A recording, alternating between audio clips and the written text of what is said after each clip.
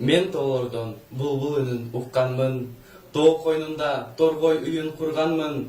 Ошондуктан окуп жатам куда менеджменттин үйрөнөм деп сырларын. Саламатсыздарбы студент достор жана көрөрмандар. Мен Омуралиев Максат, каржы экономика факультетинен Кыргыз-Өзбек университетинин мырзасы 2018 кароо сынагына катышып жатам. Мен сиздерди 27 февраль күнү саат 1-де Рыспай Абдыкадыров атындагы филармонияда жаркын маанай менен тосуп алам. Колдоп коштоп кетиңиздер.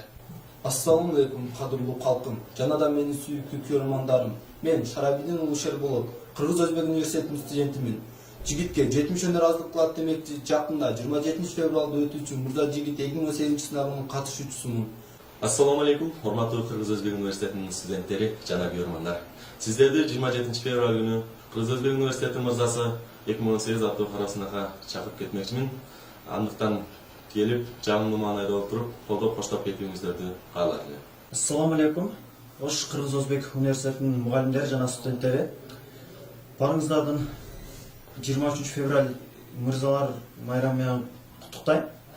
Здравствуйте, дорогие друзья и студенты. Я Советбеков Темирлан. Учусь в Кыргызском Узбекском университете ИТФ, первый курс. Вот, в нашем универе проходится конкурс Мистер Ку 2018 года, и я там участвую. Конкурс проводится в филармонии 27 февраля в час. И, друзья, я хочу, чтобы вы проголосовали за меня. Заранее спасибо и всем удачи. Ассаламу алейкум, урматтуу кыргыз калкым, Ош шаарынын тургундары жана Кыргыз-Өзбек университетинин жалпы жамааты.